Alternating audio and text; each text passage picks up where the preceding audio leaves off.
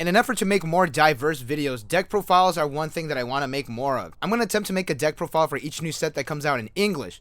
Attempt. And do we have a doozy for you all? I am leaving my roots of 8 bar to bring 8 win. Here we have a Date Alive Volume 2 deck profile. This consists of cards from Date Alive, Date Bullet, and Date Alive 2. Now, full disclosure, this deck is not budget friendly. I know, for shame. Like I mentioned, we are using some cards from Date Bullet. Now, I know what you are thinking, but Lunchbox, I don't like spending money. This is a true statement. I got a place at a Date Bullet for free, so that is why we're able to make this deck kind of work. Either way, this is considered a Date Alive 2 deck because the climax combos are from Date Alive 2.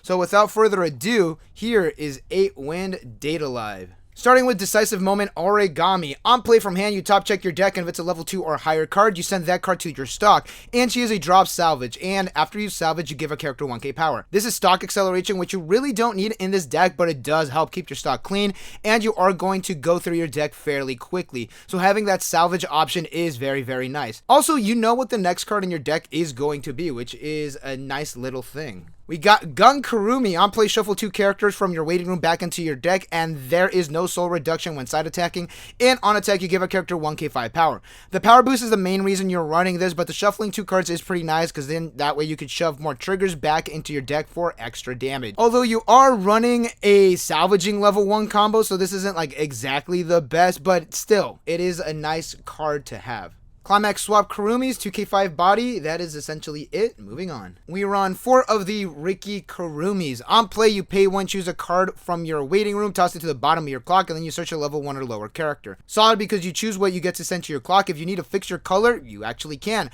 Again, this is not budget friendly like my other deck profiles typically are. Alright, this one's about a dime. Hypnotized Commander Kotori states that when one of your other characters attacks, this card gains 1k power, so it can go up to 3k5 when it attacks last. And when this card becomes reversed in battle, you reveal the top card of your deck. If that is a character added to hand, then you ditch a card. So it's good hand filtering and you can cycle through your deck, but what is good is that this is a lethal-like effect on a character. So you could keep them on board, have your opponents reverse them, and then you could top check and add if it's a character, because these are live during your opponent's turn. A little more of the same. Dignified Appearance Kaguya states that if you have 2 or more other characters, this gains 1k power, so it's going to be at 3k power.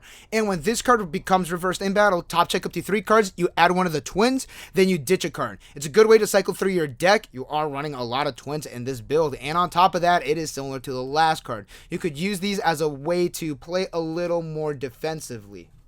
Do you believe this card is $20 in English? Because I don't. Either way, Auto, send this card to the waiting room. You give a character 2k power. And her other effect is when this card is sent to the waiting room, you can top check up to 4 cards, add a climax, and then you ditch a card. That is right. You could use her own effect to pump power to a character, and then you could dig for a climax. This is a super, super solid card. If you pick up an extra shift at Arby's, you could possibly pick up this card. Alright, here are some twins. Let's start with this one first. New Battle Kaguya gives the middle character 500 power, and she is a pay 1 tap self-salvaging Brainstorm. And when a climax with the win trigger is played, this card gains the following ability until the end of the turn. Global 2k to all of your New Battle Yuzu, which are these cards right here. That card states that if you have the previous card, this card gains 1k power. On attack, you give a character 500 equal to the amount of your other characters that you control, and when you play a wind climax, reveal the top card of your deck. If that's a level 1 or higher card, you add it to hand. So this is a great secondary level 1 card, and this one's just essentially your Brainstormer. The Yuzuru is going to be 7k power on climax, 7k5 if it's in the middle position. Also, if you have multiple of these and you play the climax, the effects all happen at once, so you could top check equal to the amount that you have. So if you have 2, you top check, add a hand if it's a level 1 or higher, then you top check again. My luck isn't that great, so when I have multiple and I'm feeling cocky, I top check a level 0 on my first card and the chain stops. The power pump is also very nice because of our next card. And the next card is the level 1 combo. Dignified Appearance Yuzuru. During your turn, this card gains 4k power. On attack, top check your deck and either keep it at the top or toss it in the waiting room. And climax combo. On reverse, with El Kanaf, which is this one over here, you can salvage a character. That is it. Climax is a 1k1 and a win when triggered. God Damn, I wish this searched. So she is going to be 8k5 on climax, which, yeah, you are going to be fine on reverses. You are also able to choose what to trigger, which is pretty nice. That way you can force your wind triggers if you need to. Super quick, we're going to do our level 3 one-offs because the level 2s lead to our main level 3s. We have the one that stock swaps and gains 500 power. We got one of these. And the Toka that lets us top check 3 cards, return them back in any order, and then you bounce an opponent's character. And on attack, you Icy Tail 4 with the condition of a full board and the cost of pay 1, choose a character from your waiting room to the bottom of your clock. This Toka does come in handy at times. Alright, level 2s, we are running 2 because the Kurumi is currently $15. Starry Night Kaguya is an anti-early drop stock bomb, and when this card is placed on stage from your hand, if you have 2 or more other characters, you could pay 1, ditch a character, choose a level 3 Kaguya or level 3 Yuzuru from your waiting room to the stage.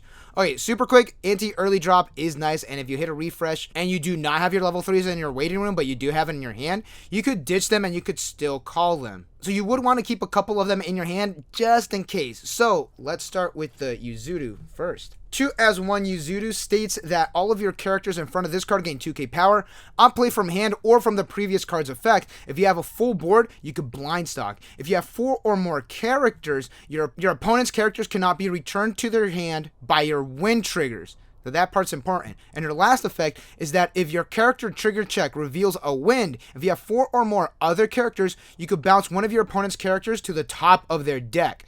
That is right. So they're not sending it back to their hand, you're spinning it to the top of their deck. You gain a stock if you have 4 or more characters, so she is essentially just 1 cost. 2k forward, not bad, because of the next card. The main level 3 combo is 2 as 1 Kaguya.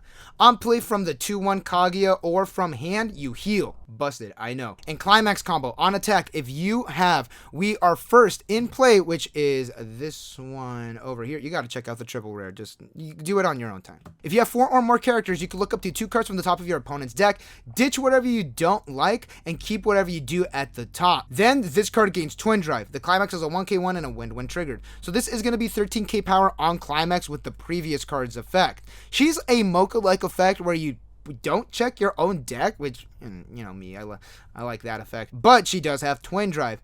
And with that, we can talk about the deck. The wind is solid against decks that are just super big, such as Quince and Alice, although, you know, not so much now, and Overlord. It is pretty solid offensively where your characters get pretty damn big. You also gain so much stock because a lot of things are free, but what is also a downside is that if you get a climax stuck in your stock, well, I guess you're just playing with 7 climaxes now. The bad is that you are not really able to push for damage. There isn't a real guarantee to close out the game. In a meta where everything is burning, a Twin Drive really isn't gonna cut it. Also, the deck isn't even that cheap for how fucking mid it is. It's definitely a 2-2 deck. And there we have it. That is the 8 Wind Data Live deck profile. This deck is still pretty fun, and the wind triggers really help out sometimes. And also the huge numbers kind of trip people up hard. I personally like this, and it is one of the decks that I was waiting to build when the set did come out. And that is where we're going to end today's video. Thank you all for watching. Don't forget to like and subscribe for more Weiss Schwarz news and content. Thank you to all of my channel members who helped me build this deck. I truly appreciate it. Take care, everyone. Catch you all in the next one.